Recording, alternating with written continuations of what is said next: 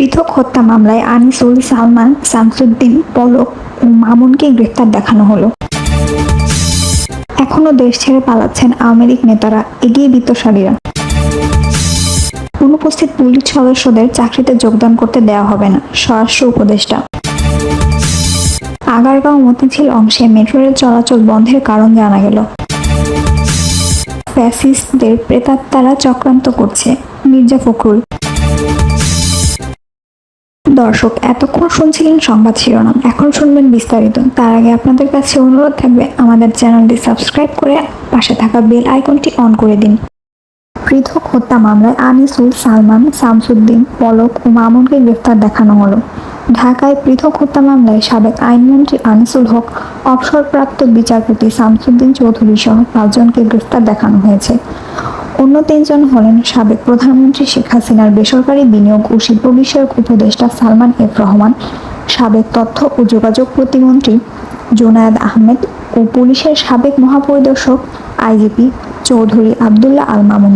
পুলিশের আবেদনের পরিপ্রেক্ষিতে ঢাকার চিফ মেট্রোপলিটন ম্যাজিস্ট্রেট আদালত আজ বুধবার এ সংক্রান্ত আদেশ দেন। 5 জনকে কারাগার থেকে আজ সকাল 7টার পর ঢাকার আদালতে হাজির করা হয়।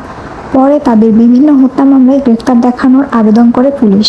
আসামিদের উপস্থিতিতে আদালত গ্রেফতার দেখানোর আবেদন মঞ্জুর করেন। পরে তাদের কারাগারে পাঠানো হয়। আদালত সংশ্লিষ্ট সূত্র বলেছে, 1 মাসের বেশি সময় আগে রাজধানীর সদরঘাট এলাকা থেকে আনিসুল হক এবং সালমান এফ রহমানকে গ্রেফতারের কথা জানানো হয়। এরপর পৃথক 4টি হত্যা মামলায় তাদের মোট 25 দিনের রিমান্ড মঞ্জুর করেন আদালত। তারা এখন কারাগারে আছেন। আজ বুধবার সকালে তাদের আদালতে তোলা হয়। আজ আনিসুল হককে বাড্ডা থানার পৃথক 3টি মামলায় গ্রেফতার দেখানো হয়। সালমান এফ রহমানকে বাড্ডা থানার 2টি ও খিলগাঁও থানার 1টি মামলায় গ্রেফতার দেখানো হয়। গত 23শে আগস্ট রাতে সিলেটের কানাইঘাট উপজেলার সীমান্তবর্তী এলাকা থেকে শামসুদ্দিন চৌধুরীকে স্থানীয় লোকজনের সহায়তায় আটক করে বিজিবি।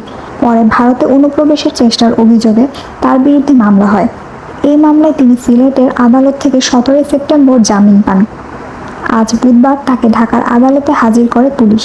পরে তাকে বাড্ডা, লালবাগ ও আদাবর থানায় দায়ের করা পৃথক 6টি মামলায় গ্রেফতার দেখানোর আবেদন করে পুলিশ। আজকের ভিডিওটি এই পর্যন্ত। পরবর্তী কোনো ভিডিওতে দেখা হবে, ততক্ষণ